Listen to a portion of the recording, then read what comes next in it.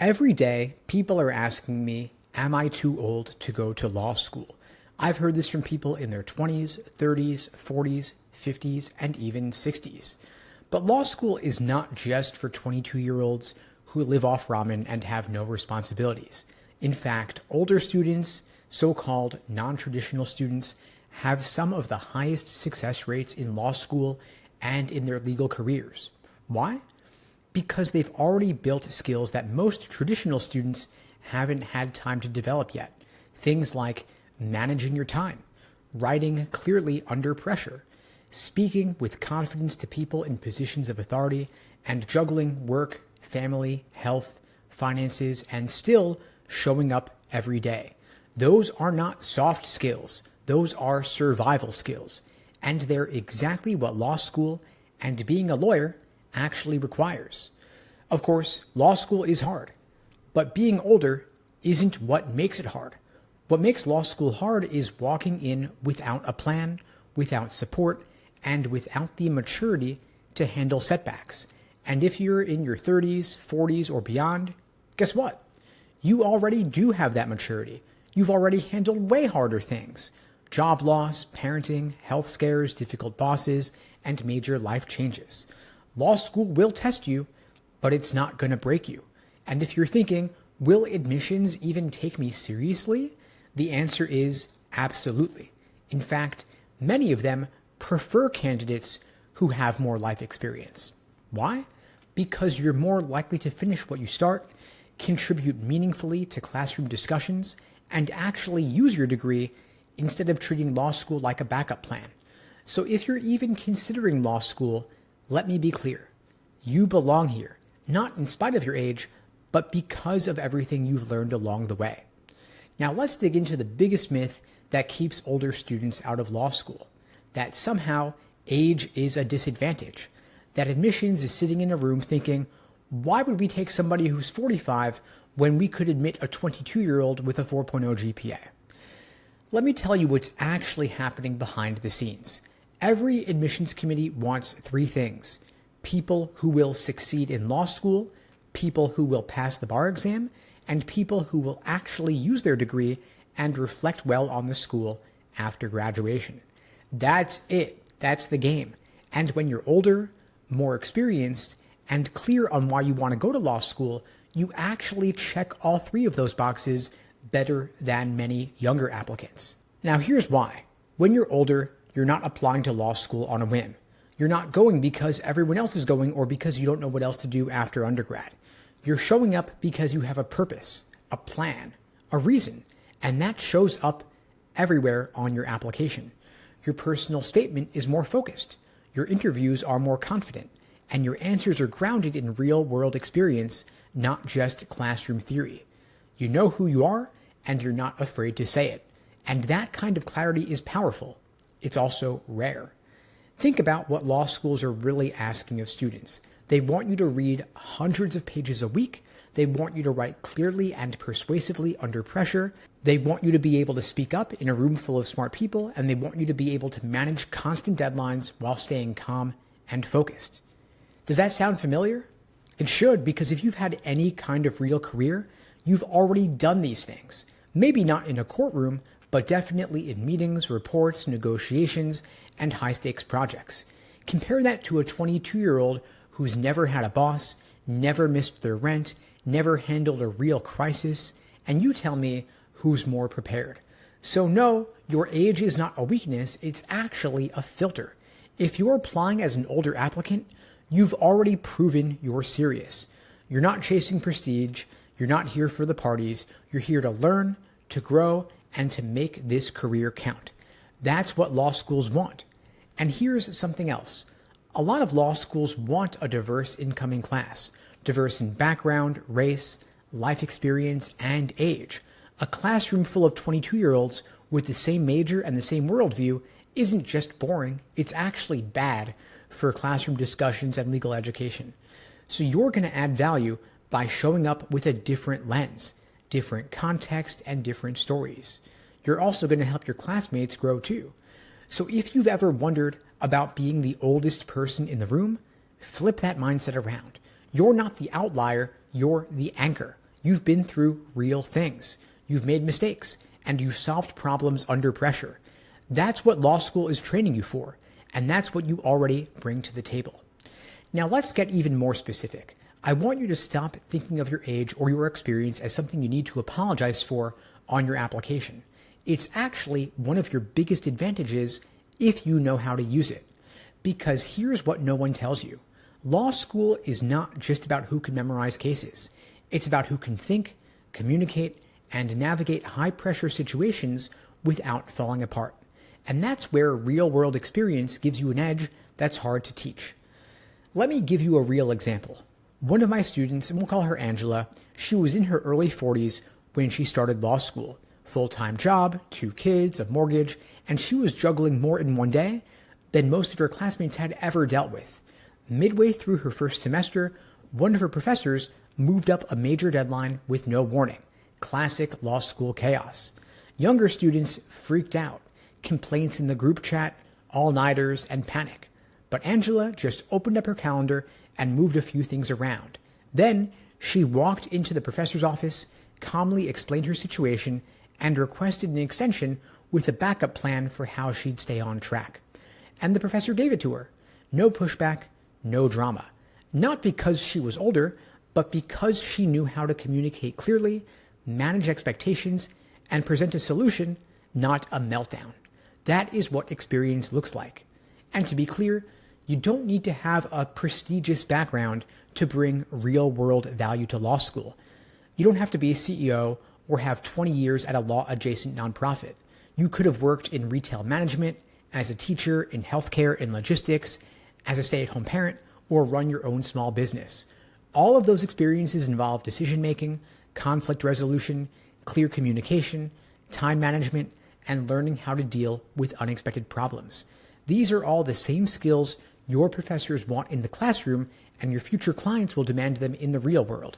So when you bring those with you into law school, you're not playing catch-up, you're already fluent in the language of responsibility. Your classmates might have better recall of case law on day one, and that's fine. But you'll be the one they come to when the pressure's on because they know you won't crumble. And that's not just nice to have, that is actually a serious advantage. And now let's talk strategy. Because while your experience gives you an edge, there are parts of the law school admissions process that look different when you're applying later in life. And if you understand these differences up front, you can plan for them and in many cases, turn them into advantages. So let's walk through the 3 biggest areas where non-traditional applicants tend to ask, does this hurt me? Spoiler, it doesn't, as long as you know how to handle it. The first big area is your undergraduate GPA. If you graduated 10, 20, or even 30 years ago, your transcript might feel like ancient history, and not necessarily your proudest moment. Maybe you struggled back then. Maybe you switched majors 3 times. Maybe you weren't even thinking about law school and you just coasted through. That's okay. Here's what you need to know. Admissions officers are trained to read context. They understand that who you were at 19 is not who you are at 45. In fact, they'll often de-emphasize your old GPA if you can show a strong record of recent success, like professional accomplishments, career advancement, writing samples that show clarity and logic, and any continuing ed you've taken since undergrad. One student I worked with had a 2.7 GPA from 1998, but she'd been running a multi-million-dollar real estate business for the last 12 years. Her LSAT was solid, her personal statement was thoughtful, and her resume made it clear this person is going to succeed in law school. She got into multiple T20 schools. Your past does not define your future if you can show who you are now. The second big area of concern is letters of recommendation, and this trips up a lot of older applicants. They'll say, I haven't spoken to a college professor since AOL was a thing. Who's going to write my rec letters? And the good news is, you don't need academic references from decades ago. Law schools are flexible, especially with applicants who've spent time in the workforce. What they care about is whether someone credible can speak to your intellectual abilities, your work ethic, your writing skills, your leadership, your judgment, and your ability to grow when challenged. So if you've had a manager, a supervisor, a client, or a collaborator who can speak to those qualities, use them, especially if you've worked closely with them or solved difficult problems together. One of my students used a letter from a nonprofit board chair she'd worked with for 6 years. It wasn't academic, but it painted a clear picture of her leadership, character, and strategic thinking. That letter did more for her application than a dusty old college professor ever could. The key is to be intentional. Choose people who know you well, who respect you, and who are willing to write specifically. If it's generic, that's not going to cut it. Now, finally, your resume. If you've been in the workforce for 15, 20 years, it might be longer than 1 page, and that's okay. The 1-page rule is for 22-year-olds who haven't done much yet. You've had a career, maybe multiple. You've led teams, launched projects, handled crises, and reinvented yourself more than once. And you can't shrink that down to bullet points. But, and this is most important, your resume should still be focused. Use your resume to build a narrative. Highlight roles and accomplishments that show growth, responsibility, and relevance to legal thinking. That might mean emphasizing leadership positions, writing or analytical roles, experience navigating rules, regulations, or compliance issues, jobs that required negotiation, research, or advocacy, and any public speaking, training, or mentoring you've done. You want to cut out the fluff and focus on the parts of your story that support your decision to go to law school now. And if your resume spills onto a second page, that's okay, as long as every line is doing work. Same goes for your personal statement. You don't need to explain everything you've ever done, just tell a focused story.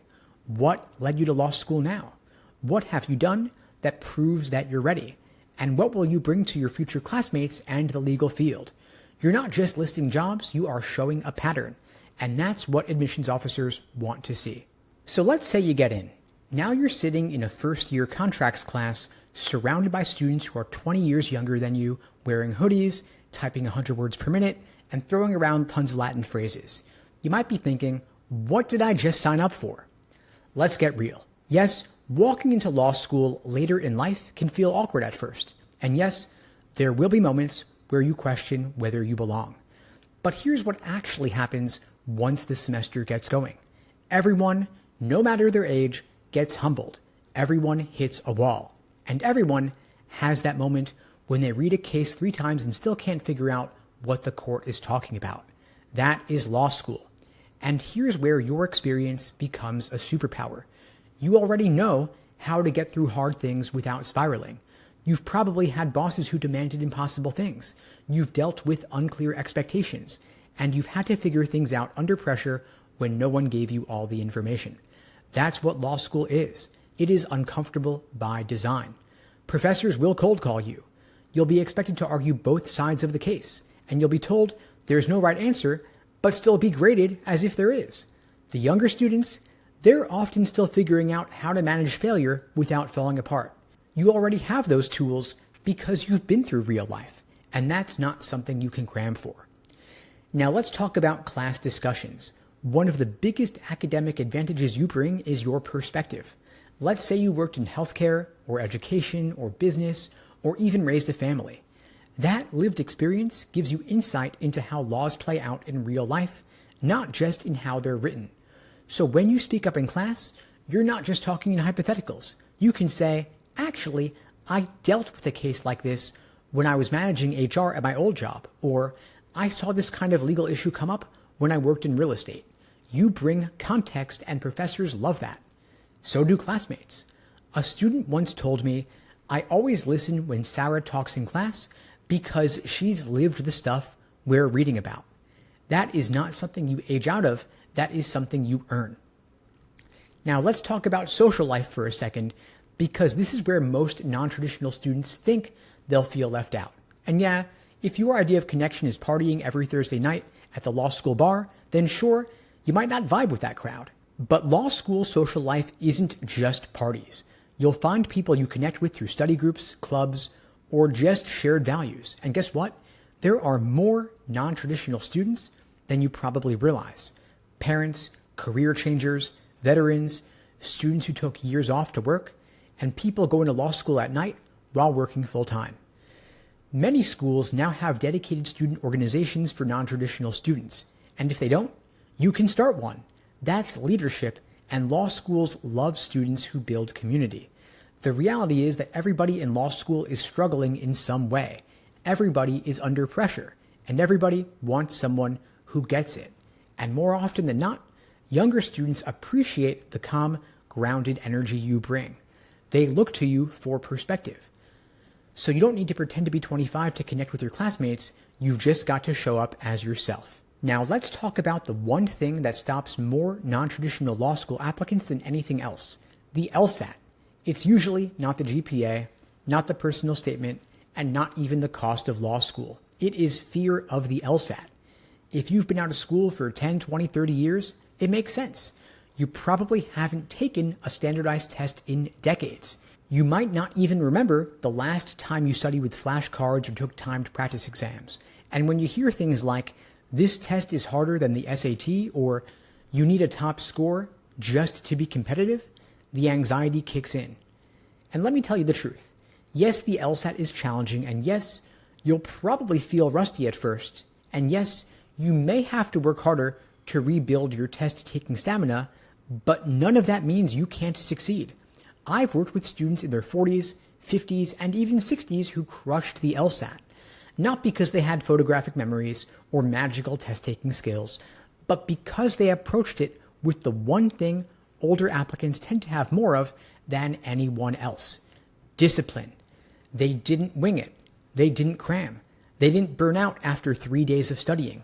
They treated it like a job, like a project, like training for a marathon. They built a system and they followed it. That means studying 1 or 2 hours a day consistently rather than doing 10 hours one day out of the week.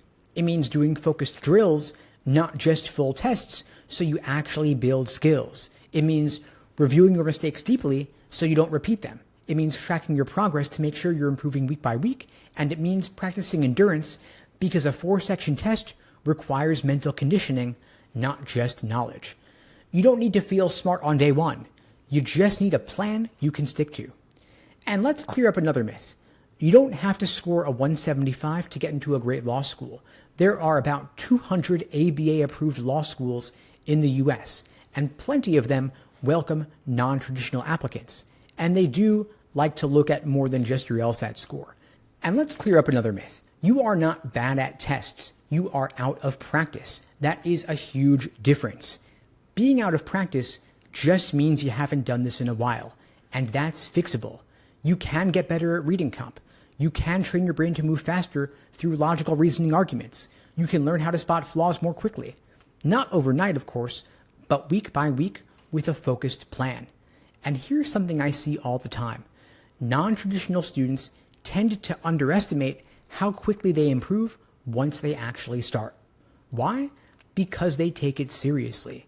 They're not distracted. They don't skip steps, and they respect the process. That mindset alone puts you in the top 10% of test takers.